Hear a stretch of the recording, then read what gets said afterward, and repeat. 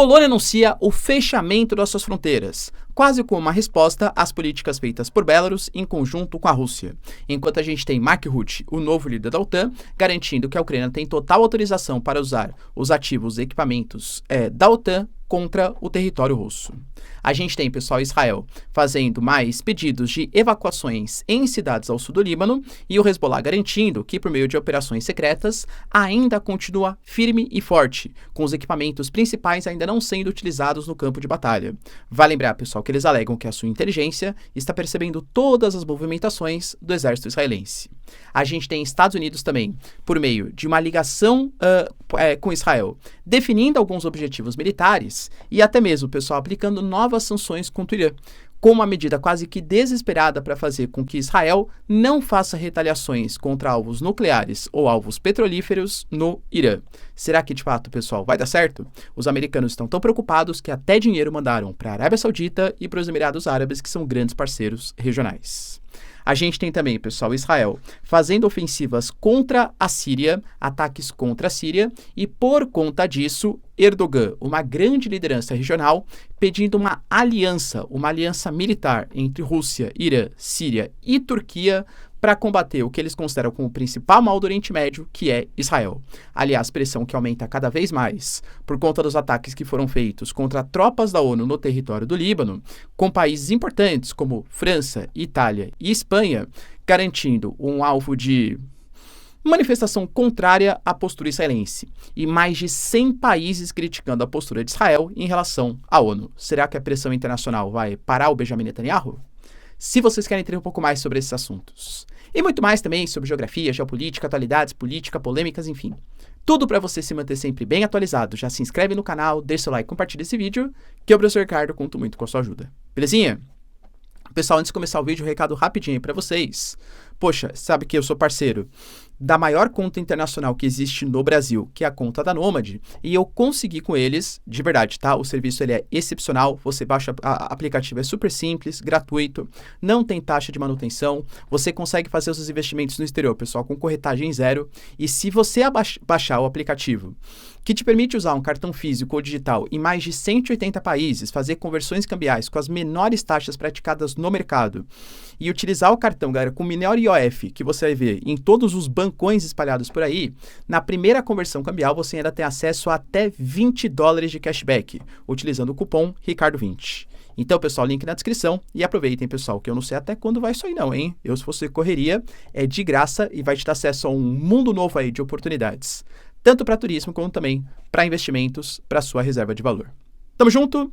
Então, bora lá pro vídeo, pessoal. Seguinte, como eu falei para vocês na introdução, a gente teve algumas notícias importantes relacionadas principalmente à Polônia. Donald Tusk, representante ali do governo polonês, anunciou o fechamento das suas fronteiras, ou pelo menos o cancelamento do pedido de asilo. Claro que como a Polônia pertence à União Europeia e a gente fala hoje de uma política comum de imigração, a Polônia precisaria de uma autorização também da própria Comissão Europeia, do Bloco Europeu, para que isso de fato entrasse em vigor. Mas pelo parlamento polonês e pelo Poder Executivo, enfim, já está mais do que aprovado. Isso tem a ver, claro, com uma política bem nacionalista do governo polonês, sim, a Polônia hoje. É um governo que não tem tanto apreço assim pela entrada de imigrantes e tal, né? Mas até mais do que isso. Como a gente sempre fala, né, nesse século XXI, um novo momento de guerra que a gente chama de guerra híbrida. Uma guerra que se estabelece não só no campo de batalha, mas também na propaganda, também em aspectos culturais, em boicotes, sanções.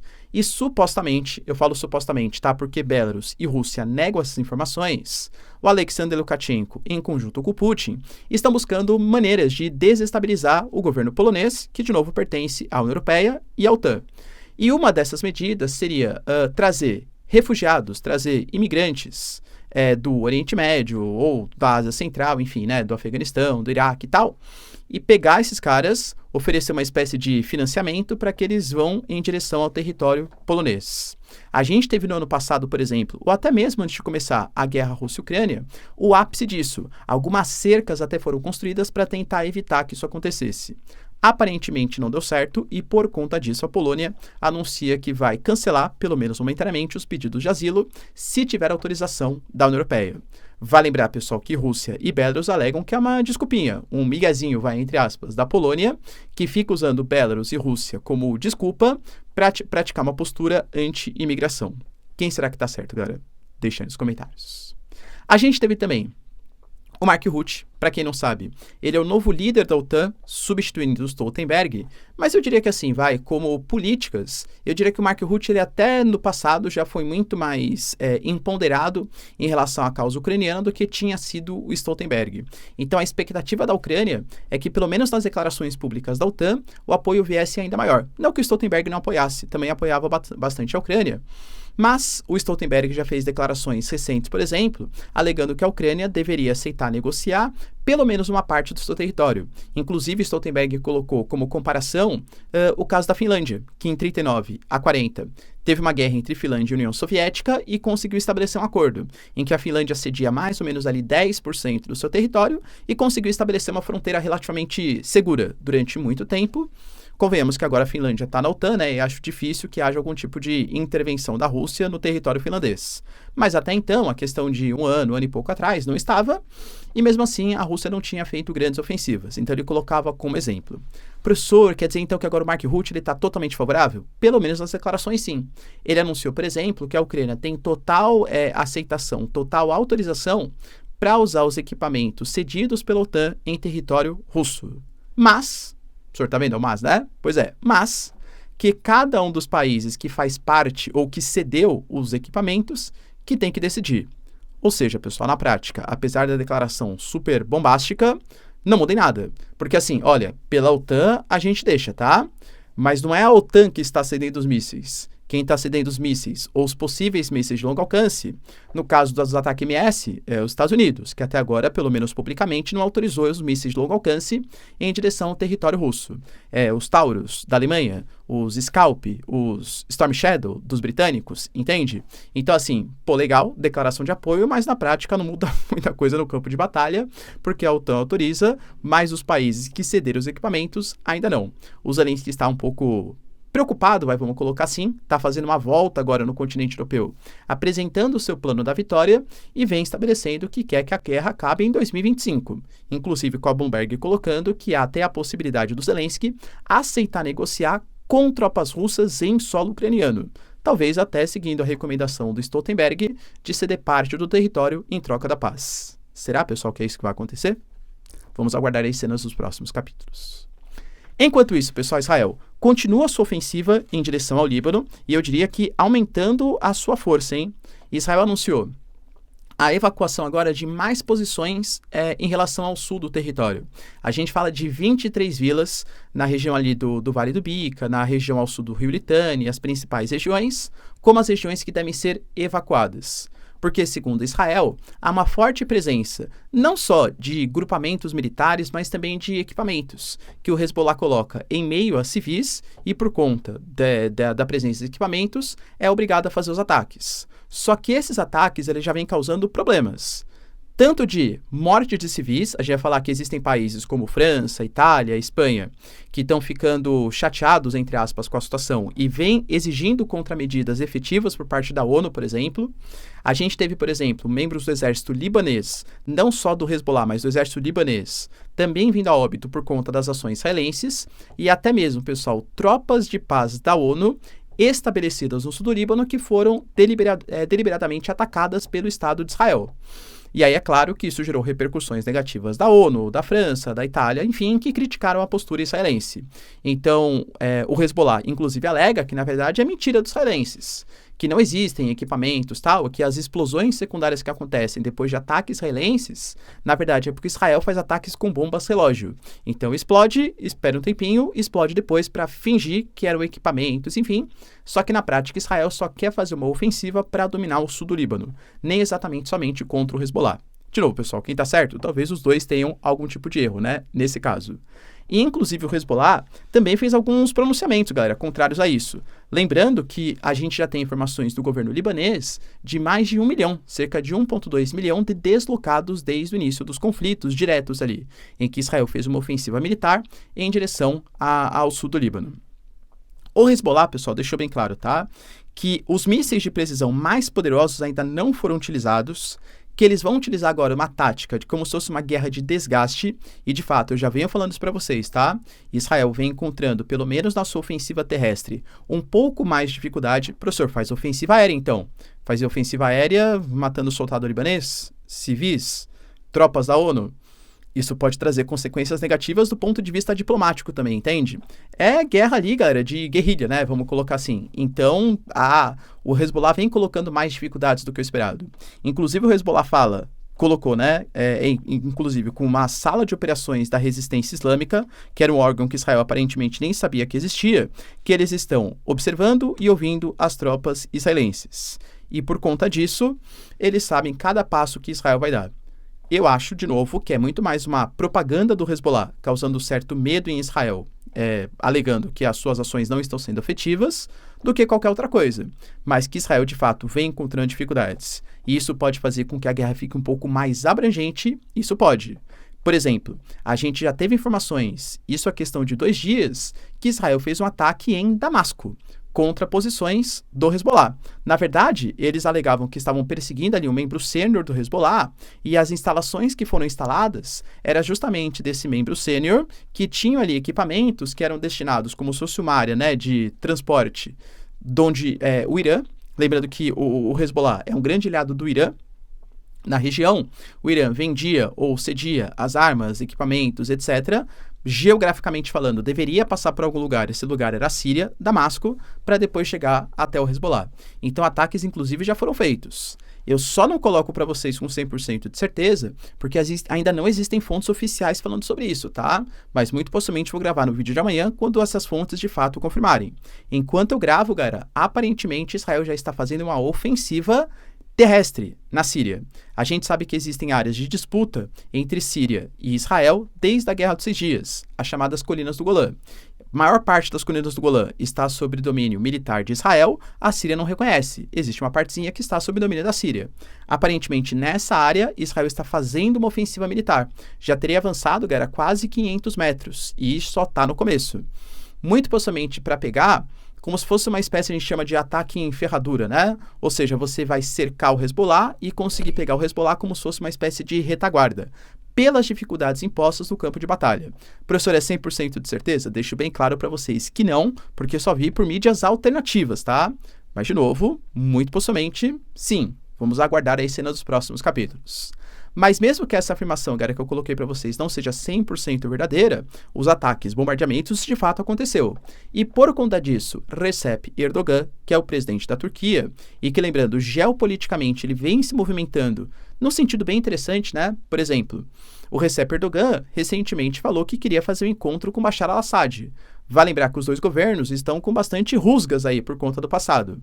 O Erdogan, por exemplo, ele apoiava o Exército de Libertação da Síria contra as tropas do Bashar al-Assad, até porque reclamava que o Bashar al-Assad deixava os curdos se estabelecerem no território.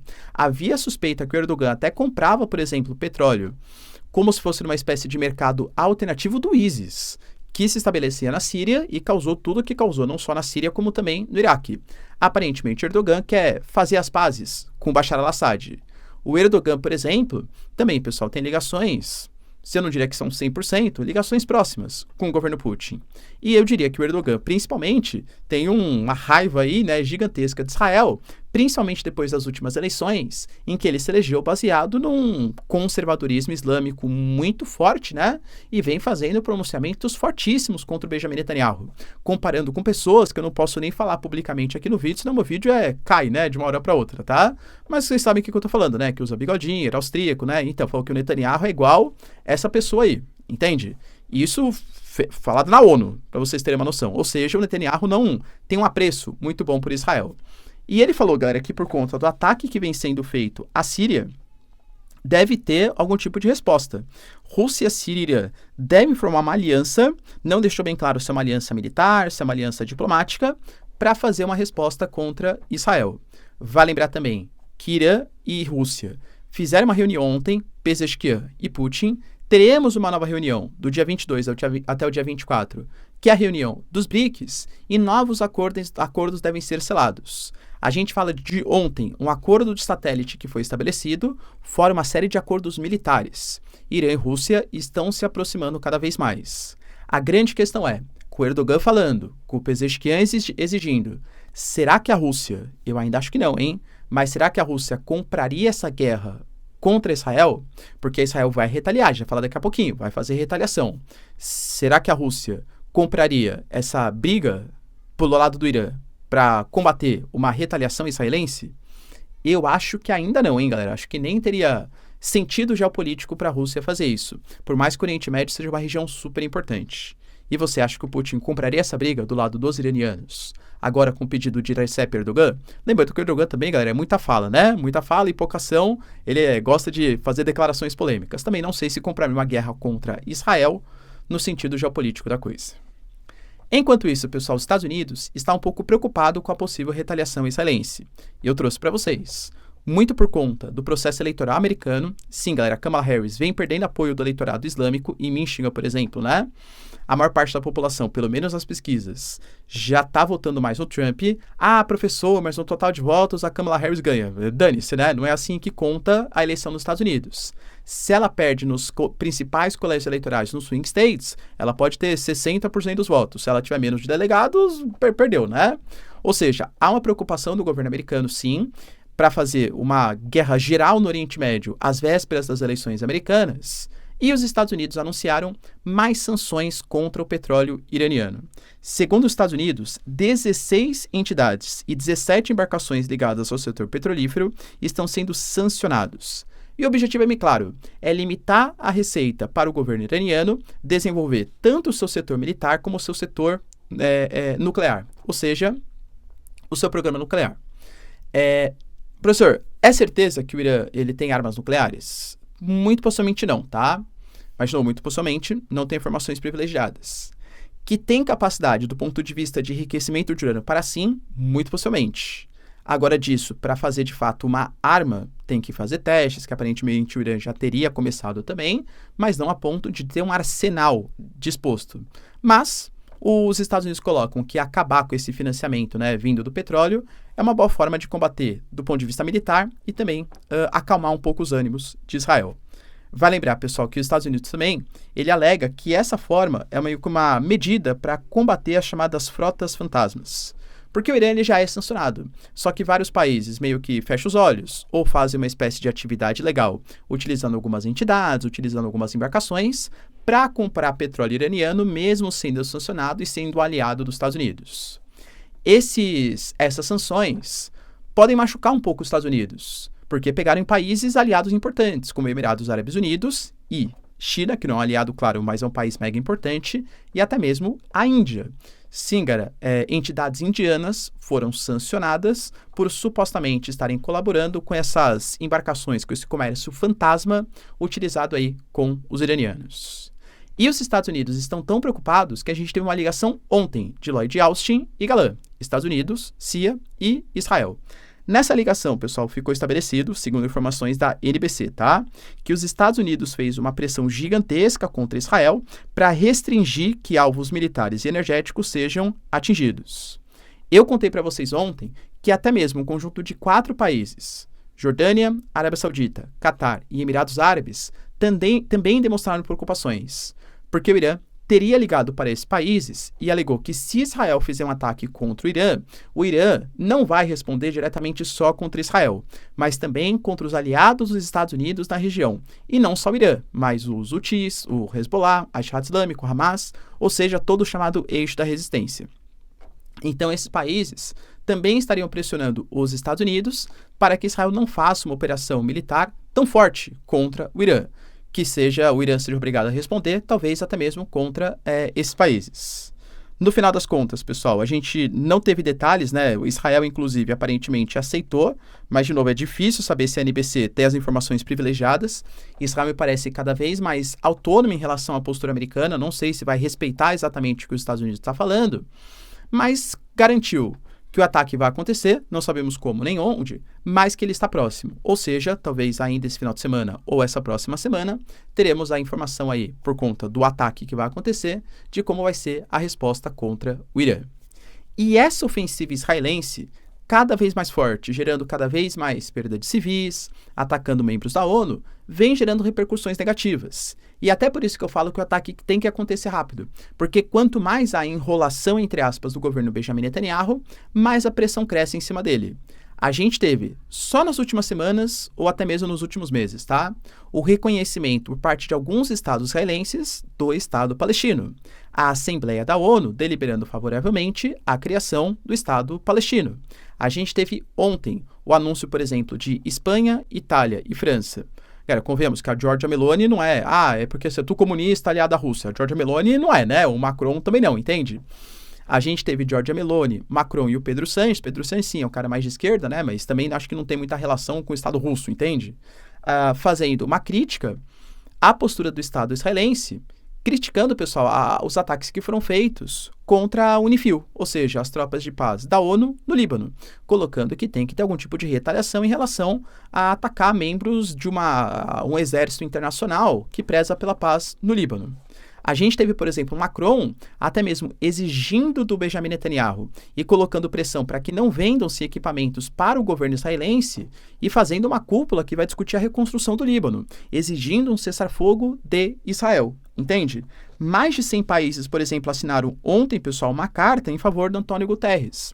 O Antônio Guterres, ele foi declarado como persona não grata por parte de Israel. E aí, pessoal, talvez você se lembre, né, quando o Irã ele fez um ataque contra Israel, o Antônio Guterres ele criticou o aumento da escalada da violência, mas não citou nominalmente o Irã. Então Israel declarou ele como persona não grata, só que ele é o líder da ONU, entende? E aí, por mediação do Chile, teve, por exemplo, a assinatura de uma carta. A gente teve, pessoal, os Estados Unidos mesmo, em meio ao Conselho de Segurança da ONU, estabelecendo que Líbano não será uma nova Gaza, fazendo pressão contra Israel. Ou seja, é bom Israel agir rápido, porque a pressão geopolítica em cima de Benjamin Netanyahu cresce cada vez mais. Acha que isso pode impedir os planos de Netanyahu no Líbano, na Síria ou principalmente em Gaza? Deixa aí nos comentários, quero saber sua opinião. No mais, se vocês curtiram o vídeo, tamo junto, beijos, abraços e tchau, tchau.